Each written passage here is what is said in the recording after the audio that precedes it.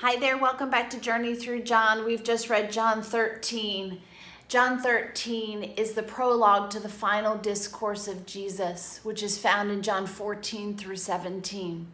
In John 13, we see that Jesus is at a table, and John goes right into discussing Jesus washing his disciples' feet. But there's something really important that happens before this. And we find this not in John, but in the other Gospels.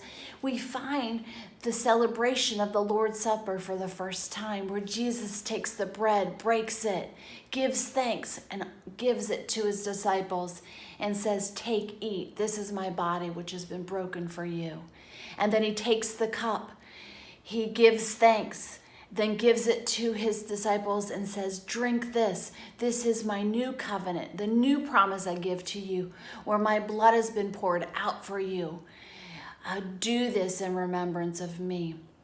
So at this table, Jesus puts in place the institution of the Lord's Supper, the importance of remembering him regularly.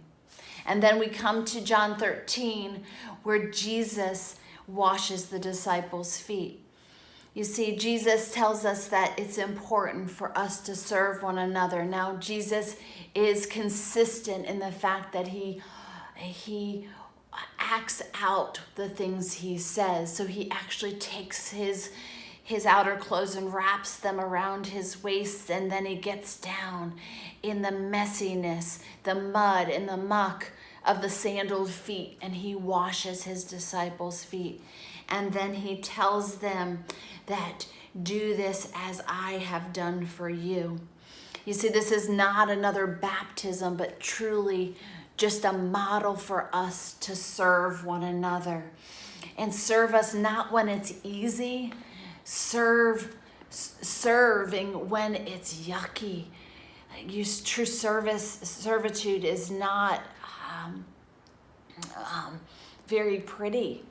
It means that we need to roll up our sleeves and get into the grit of the stuff of life with one another, and not to be afraid, and to empty ourselves as Jesus has emptied himself. In fact, Philippians 2 says this,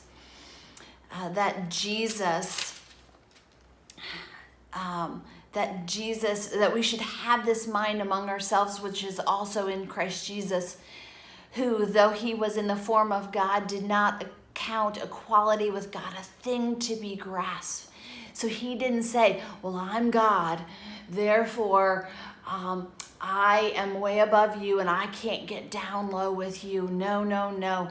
It says he did not count equality with God a thing to be grasped, but he emptied himself by taking on the form of a servant, being born in the likeness of man, and being found in human form. He humbled himself by becoming obedient to the point of death, even the death on the cross. You see, Jesus' words are always consistent with his actions. So Jesus models for us the importance for us to be like him, to have this mind that is also in Christ Jesus.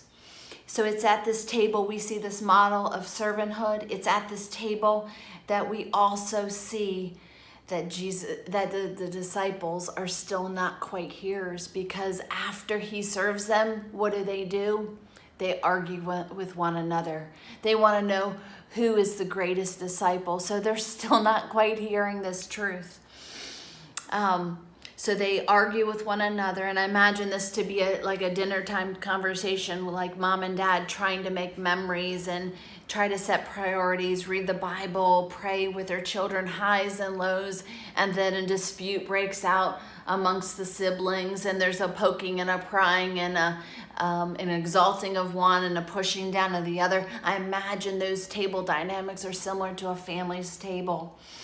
You see, but then it's at this table that Jesus predicts that he will be betrayed, and he actually introduces and identifies the betrayer. which is Judas, and then he excuses the betrayer. And it's at this table that Jesus tells his disciples that he will be leaving them. And then it's at this table that he gives them a new commandment. And I'm going to read that new commandment to you right now from John 13:34. A new commandment I give to you, that you love one another, just as I have loved you. You also are to love one another.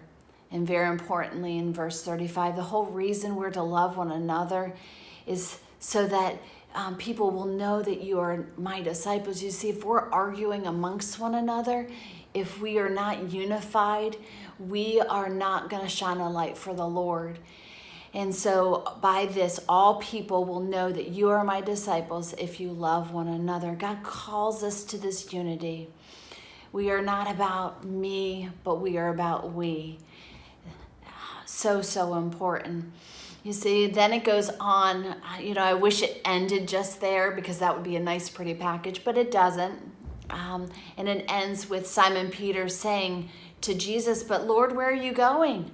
Jesus answered him, "Where I am going, you cannot follow me now, but you will follow me afterwards." And Peter said to him, "Lord, why can't I follow you now? I'll lay my life down for you." So Jesus tells Peter, "Oh, you think you will? Well, before you will ever give your life fully for me, you will deny me 3 times. Oh, that's just so uncomfortable, but so accurate. The fact that we somewhat are never fully aware of how easily we can slip and fall. And so I want to go into the first part of chapter 14, which is the introduction of this final discourse, where Jesus says, "But don't let your hearts be troubled." I'm thankful that sentence follows that prediction of Peter's denial, because if I were to hear that I'm going to deny someone that I love, I want to know that it's not going to land there. It's not going to end there. That's not the end of the story. And thankfully that Jesus is completely the end of our story. He completes our story. He unites us with God the Father through what he does. So today, as we remember the cross, let's remember his body that was broken for us, his blood that was shed for us. And let's remember that through this act of servanthood, the ultimate act of service, this ultimate act of love, he laid down his life for us. Do you know him? Do you know the one who loves you so much that he died on the cross for you? Oh, it's my prayer that you know him more today than you did yesterday. Tomorrow, read John 14. Let's learn about Jesus being the way, the truth, and the life. I'm thankful for you. I'm praying for you. Have a great day.